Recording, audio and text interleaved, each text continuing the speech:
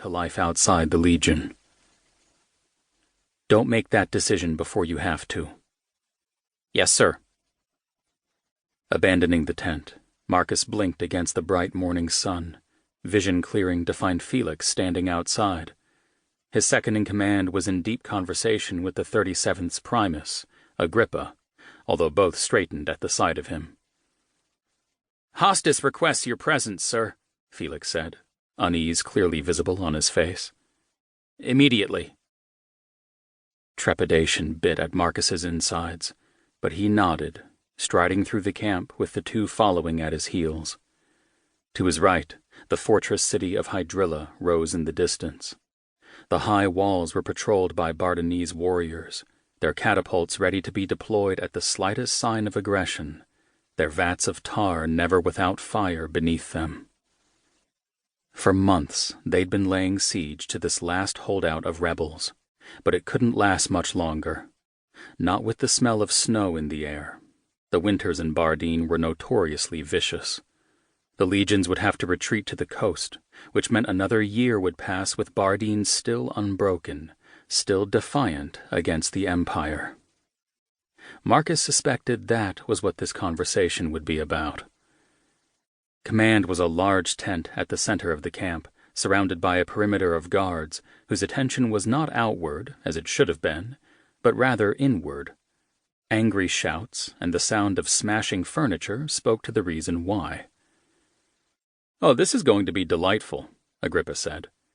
"Gird your loins, sir, for it sounds like our patrician overlord is not best pleased he isn't moving his bed and women into Hydrilla tonight." "Be quiet, Agrippa," Felix snapped softly. But Marcus was already walking between the golden dragon standards, one clutching a 37 in its claws and the other a 29. Stepping into the tent, he barely managed to lurch sideways as a camp stool flew in his direction. It struck Felix in the breastplate with a loud clang, and his seconds swore under his breath until Marcus shot him a warning look. The tent's interior was in complete disarray.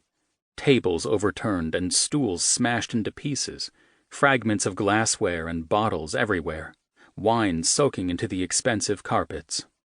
At the far end, Hostis stood with his arms crossed and emerald eyes full of murder as he watched Proconsul Plautius Grypus tear apart his tent. "Useless idiots!"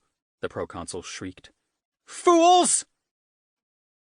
Perhaps 50 years of age, Grypus was short and built like a potato with sticks stuck into it. He wore armor of the same design as any of Selendor's legionnaires, but his was adorned with gold paint and had a dragon embossed on the breast, rather than a legion number. He tore up a map, then started kicking pencils every which way, his gray hair floating outward as he whirled like a toddler in the throes of a tantrum.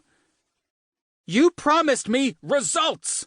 he screeched, then lunged at one of the cabinets that held maps and other important documents. "You promised me victory!"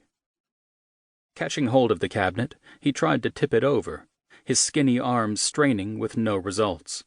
He heaved harder, his golden skin turning beet red from effort, but the cabinet didn't so much as shift. Agrippa snorted in amusement, and Marcus winced as Grypus turned on him and his men.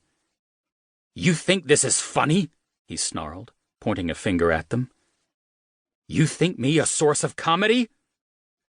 "Apologies, Proconsul," Agrippa said. "Caught a bit of the smoke, I'm afraid. Excuse any noise on my part."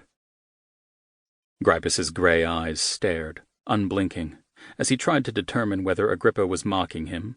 Then he snarled and spun away. "Wine! Someone get me a glass, a bottle, a rutting case, so that I might drown myself in sorrow for being surrounded by such buffoonery." "Of course, Proconsul." Hostis moved to a cabinet and extracted a bottle and golden cup. He filled the glass, then handed it to Grypus and set the bottle on the table that his second had righted. Grypus glared at the label. "This wine was intended for my use." "We keep it here for you, Proconsul," Hostis answered, "so you might not be subjected to vintages of less quality."